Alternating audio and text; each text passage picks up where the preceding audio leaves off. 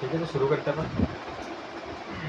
आज तो अपन थोड़ी सी बात करेंगे किसमें, फिगर का जो गेस्चर आता है, जैसे आप ये मूवमेंट देख रहे हो ना, इसके अंदर ये फिगर के अंदर जो गेस्चर है, ये पोस्चर है ना, इसको कैसे कैप्चर करें, उसके बारे में मेनली बात होगी।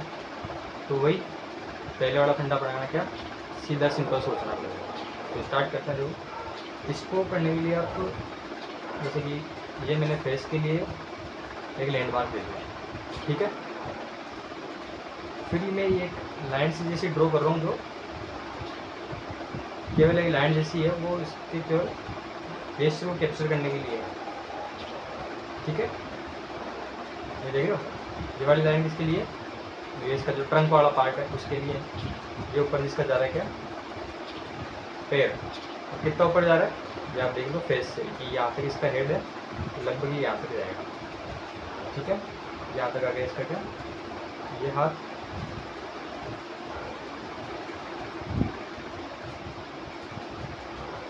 ठीक है। तो इतना सिंपल अपन को सोचना है। फिर उसके बाद में हल्का सा अपन इसके ऊपर क्या ज्योमेट्रिकल शेप्स जो हैं वो अपन क्या करेंगे, ऐड करेंगे इसके ऊपर।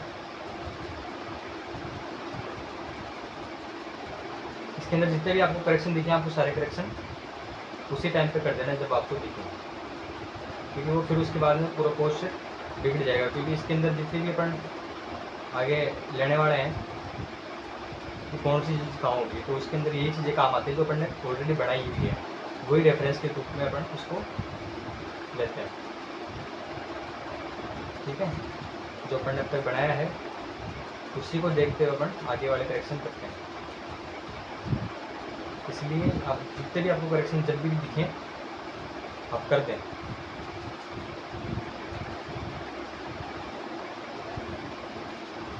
देख रहे हो, मैंने कुछ ज्योमेट्रिकल शेप्स यहाँ से उठाए हैं, और इस जेस्चर को सेट करने के लिए यहाँ पर मेरी मर्जी के अनुसार जो मेरे को दिख रहे हैं शेप्स, मैंने वो रख दिए।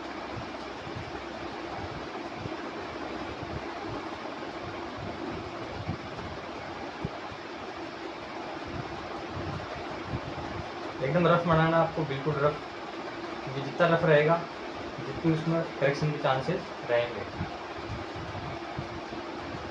जितने रफ रहेंगे ना उतने करेक्शन के चांसेस रहेंगे। ये मैंने इसके अंदर ज्योमेट्रिक शेप से ऐड कर दिए। पहले थोड़ा सा आइडिया लिया मैं लाइन के अनुसार, वो आप नहीं भी लेते तो भी चलेगा, जब थोड़ी सी प्रैक्टिस हो जाएगी तो वो लेने की जरूरत नहीं पड़ेगी।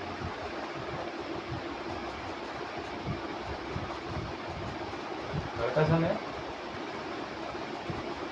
फील देने के लिए थोड़ा सा लैंडमार्क कर रहा हूँ कि किधर आइज है, बना नहीं रहा, क्योंकि फोकस किस पे करना पड़ेगा, गैस से पकड़ना। और गैस से का अगर उसको गैस से प्रोटेक्ट करना तो उसके लिए आपको रेफरेंस को बार बार देखता रहना पड़ेगा, क्योंकि वो तभी पकड़ में आती जाएगी बात नहीं ना।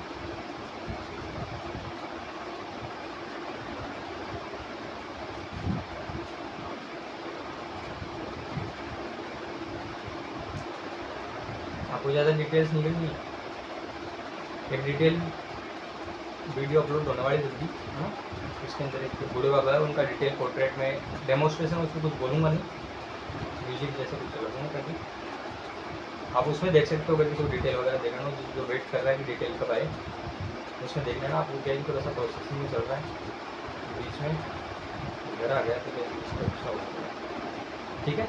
आपको एंड में एंड ये ज़्यादा कुछ बनाना है नहीं, बस ये हल्का सा आपको क्या करना है, सेट्स बाद में लेंगे, ठीक है। ये मैंने एप्स के लिए जो लिया था पोर्शन सर्कल, उसको थोड़ा सा फिनिश करेंगे तो हो जाएगा काम। हाँ, एक आप मेरे को कुछ कमेंट्स में आए हैं तो उसके लिए भी मैं आपको बोलूँगा ना। कुछ एक का तो कमेंट आया कि आप रुको मत, चलते रहो, तो क्या है कि थोड़ा सा डिस्टर्ब सा हो गया घर पे आने वजह से,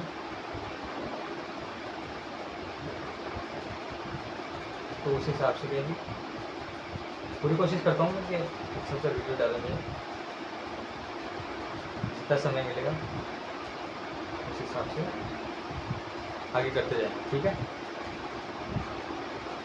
धीरे धीरे होगा कि ये धीरे धीरे, एकदम धीरे धीरे।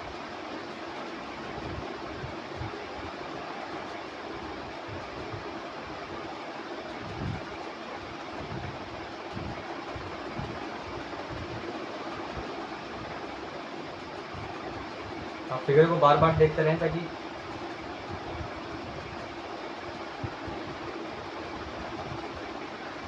आपको चीज़ें पकड़ में आती रहेगी, है ना।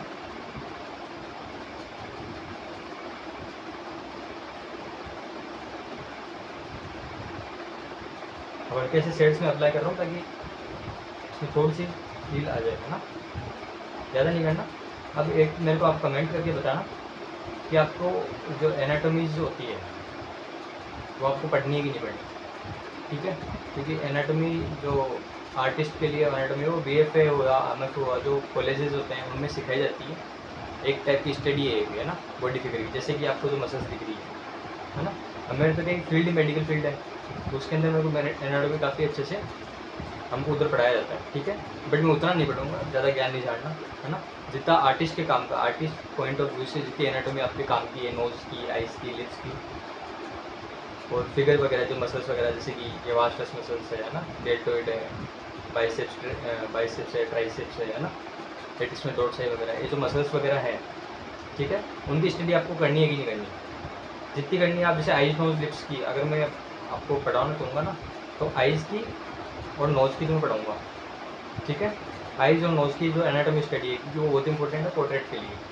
बट आप एडिशनली ये जो फिगर स्टडी के अंदर जो काम आती है, जो मसल्स वगैरह, है ना, वो आपको पढ़नी कि नहीं पढ़नी, वो आप बता देना।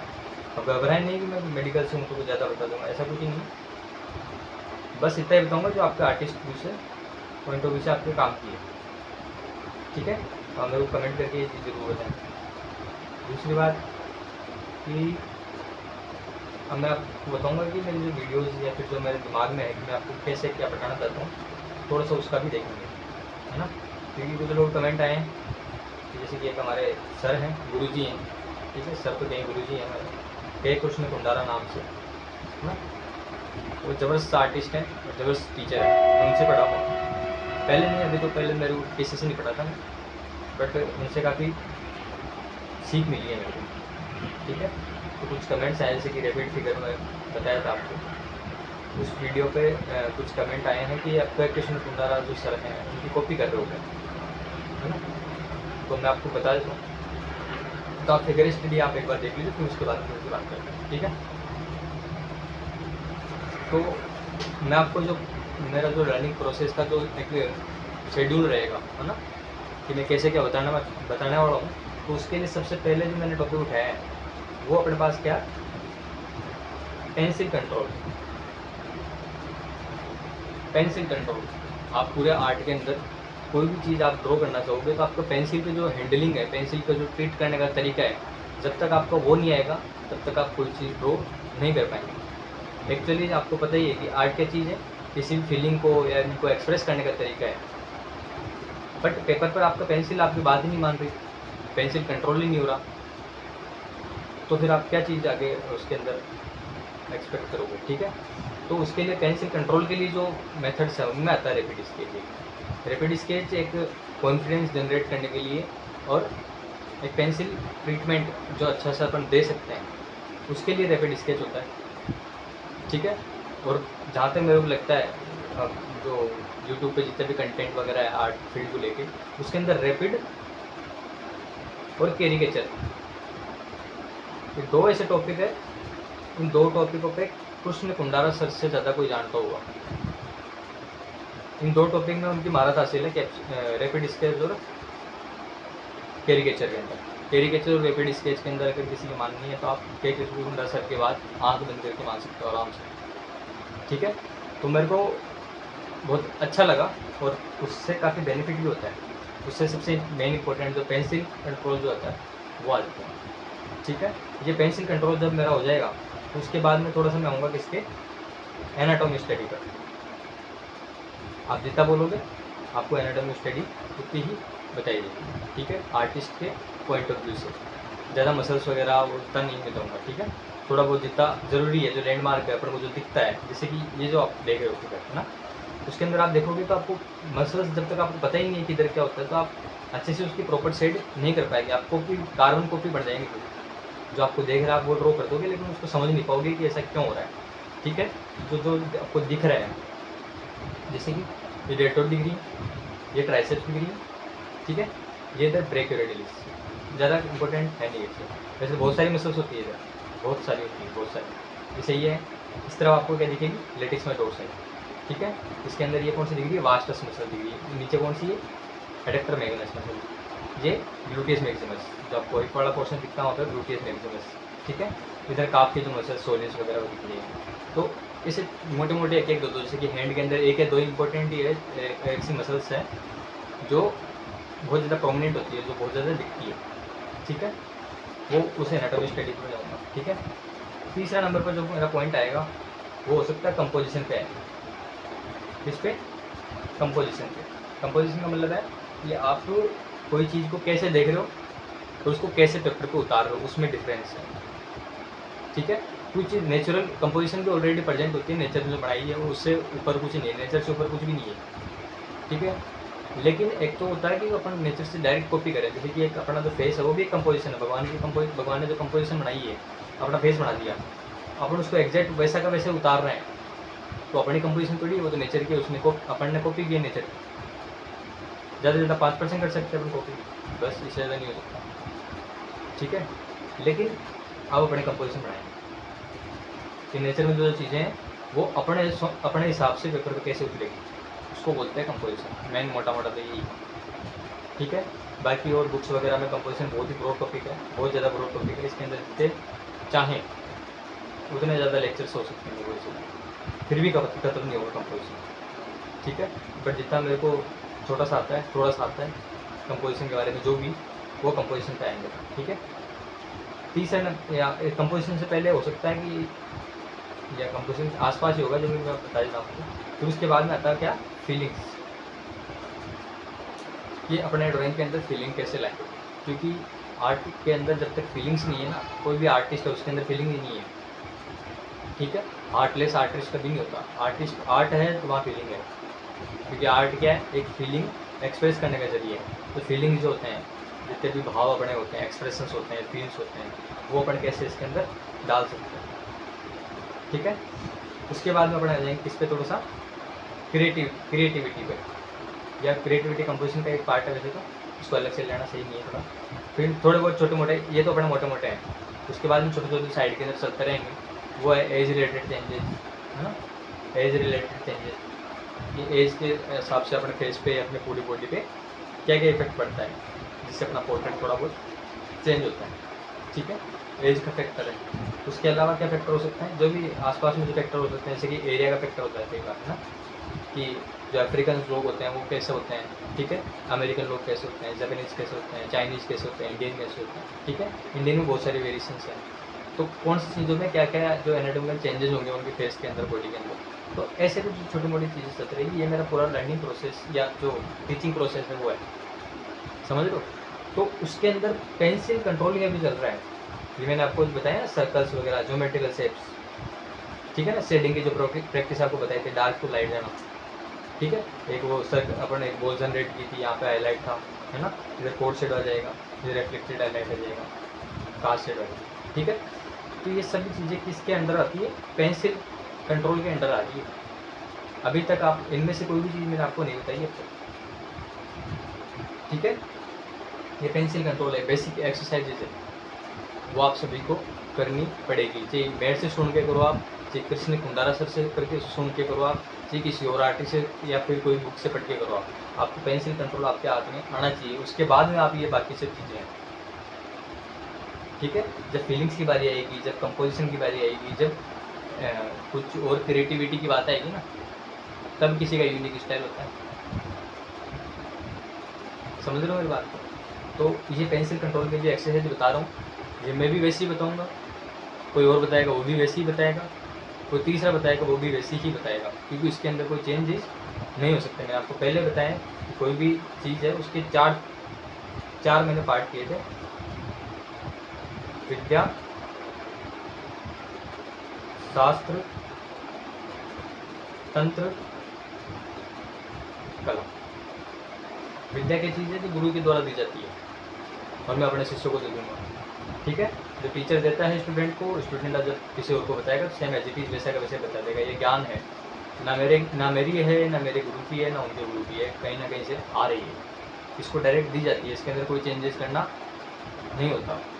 शास्त्र उसके पीछे का लॉजिक, कैसी चीज़ है तो क्यों है, तंत्र कि उसको कैसे सिखाया जाता है, उसके अंदर जो एक्सरसाइजेज वगैरह ऐसा क्या करे कि वो चीज़ ज़्यादा अपने कंट्रोल में आए, उसको बोलते हैं तंत्र। वो कला ना कोई सिखा सकता है, ना कोई दे सकता है, ना कहीं से प्राप्त होती है, खुद की अंदर की होती है। ठीक है, तो इनमें से कोई एक चीज़ है जो मैं कहीं से सीखता हूँ, आपको सिखा देता हूँ। शास्त्र ऐसा है कि लॉजिक है, वो आपको कोई बताए, उसके अंदर कुछ नया भी हो सकता है, आप खुद भी लॉजिक ढूंढ सकते हो, आप कहीं से पढ़ सकते हो, कहीं से भी गेन कर सकते हो, कुछ भी कर सकते हो, कोई ज़रूरी नहीं है। शास्त्र एक अलग ही खुद का एक जनरेट होता है, कोई एक इंसान है उसकी अलग ही शास्त्र बन जाता है। ठीक है, तो आप इन चीज़ों को समझें, ये मेरा पूरा लर्निंग प्रोसेस रहेगा। उनमें जो जो मेरे को साइड में जो जो बातें समझ में आती जाएगी मैं आपको लेक्चर्स के अंदर डालता जाऊँगा। बट आप इन चीज़ों से जुड़े रहें, आपको बेसिक एक्सरसाइज मैंने आपको बताई है, आप वो करते रहें, आप रिपीट करते रहें, आप जो भी है एनाटॉमी स्टडी वगैरह जो है, और आप एक फिगर जो स्टडी होती है आप वो मेरे को कमेंट करके बताएं कि फिगर स्टडी ज़रूरी है या नहीं है। मतलब ज़रूरी तो है लेकिन आपको पढ़नी है कि नहीं पढ़नी। ठीक है, जो न्यूड फिगर स्टडी वगैरह होती है हो सकता है उन पर भी थोड़ा सा फोकस डाला जाएगा।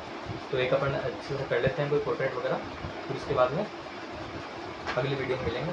क्योंकि अभी थोड़ा सा मैं क्या है घर पर होती है, शांति है, पता नहीं कैसे है, मेरे को भी समझ नहीं आ रहा कि इतनी शांति कैसे रहेगी। छोटा बच्चा है वो आता ही होगा भी तो। ठीक है, तो अच्छे से कुछ कर लेते हैं, जो मेरे को दिमाग में आएगा मैं आपको बता दूँगा। बट अब बारी आ गई आई नोज लिप्स की वैसे तो, बट उसका वीडियो भी जल्दी आएगा।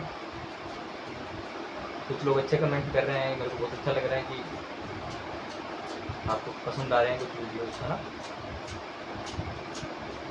सपोर्ट करते रहें।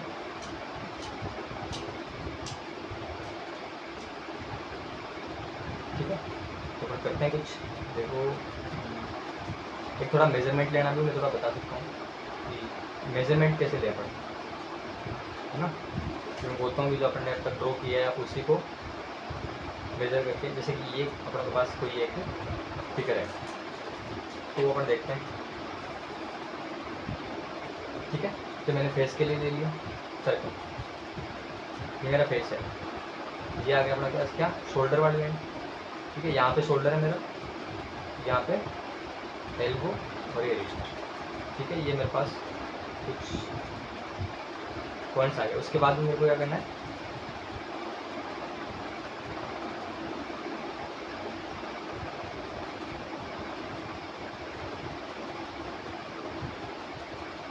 ये एक बड़ा रीजन था। स्कल की स्टडी, जैसे कि ये मैंडिबल है, ये जो कर्व आया है उसके लिए, कर्व जो है उसके लिए कौन जिम्मेदार है, ज़्यादा नाम वाम नहीं करेंगे, बस जो आर्टिस्ट के लिए जितना काम का है, जितना एक्सप्रेशन आपको दिखाना है उसके लिए जितना काम का है, बस अपन उतना ही करेंगे। ठीक है, तो फेस की डिटेल में नहीं जा रहा।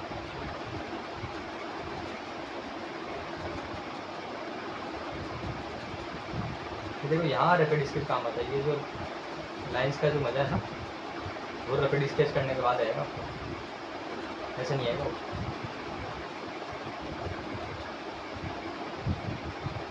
बहुत ही बेसिक एक्सरसाइजेज है रैपिड स्केच।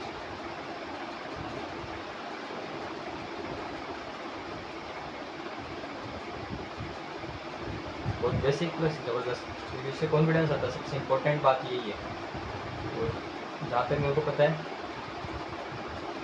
कॉन्फिडेंस नहीं आता इतनी जल्दी, का प्रैक्टिस नहीं होता, कॉन्फिडेंस आता प्रैक्टिस से।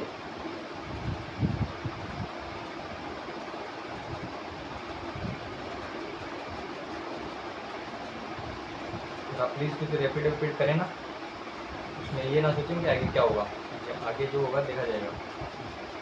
रैपिड करने का मतलब ये है कि आपको सोचना नहीं है ज़्यादा।